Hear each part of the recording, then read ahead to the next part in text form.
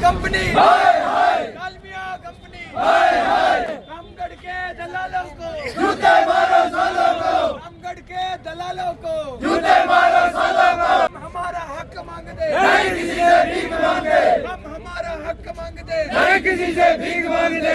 जिस तरीके से रामगढ़ में 1000 बीघा जो आवंटित हुई है डालमिया कंपनी, वो वहाँ के लोगों के साथ में खिलवाड़ के समान है, क्योंकि उस खनन से वहाँ के लोगों के स्वास्थ्य के साथ में भी खिलवाड़ है।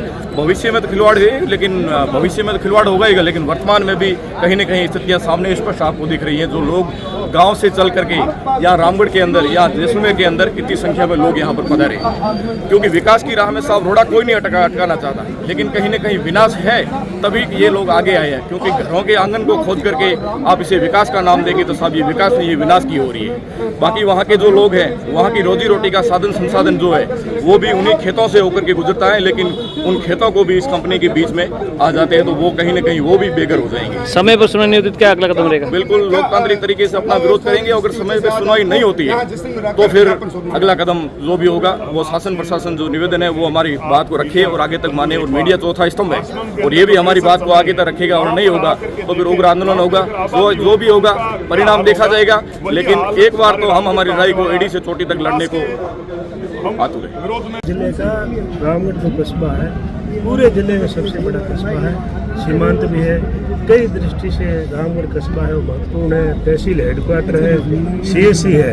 लेकिन ये जो माइंस हुई है 2016 में ई ऑक्शन के जरिए डालमिया सीमेंट ने ली है लीज, तो इनकी जो लीज है वो हमारे गांव के एकदम बीच में है, आबादी के बीच में आई हुई है।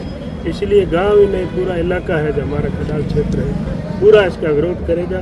कोई भी सूरत में हरगिज हम इस गांव के नज़दीक माइनिंग नहीं होने देंगे। हम इस डालमिया ग्रुप को जो माइनिंग हुई है उस माइनिंग का विरोध करते हैं। जन सुनवाई भी हुई थी, जन सुनवाई हुई थी तो हमारे पूरे गांव ने उसका विरोध किया था, आपत्ति दर्ज की थी। श्रीमान ADM साहब आए थे और उन्होंने हमने लिखित में भी दिया है।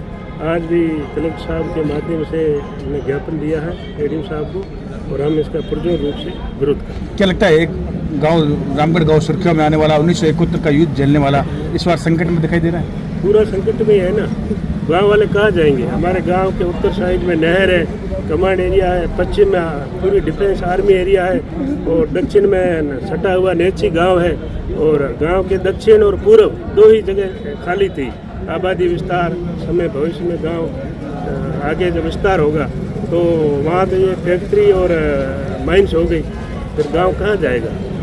आगे कैसे विरोध जारी रहेगा? विरोध करेंगे।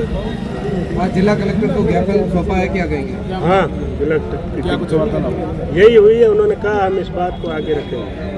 बस ये जब अलॉटमेंट की प्रक्रिया चली तो काफ़ी समय पहले चली थी, तो उस समय विरोध क्यों नहीं हुआ और आज कारण क्या है? तो हमें तो ये लगा कि वहाँ माइनिंग है ही नहीं, 20-30 फुट तक तो नीचे कुछ है नहीं, मुल्तानी मिट्टी है। लेकिन ये लोग कह रहे हैं कि सीमेंट ग्रेड है। अभी इस कंपनी ने जब काम शुरू करने की जन सुनवाई शुरू की तो गाँव वालों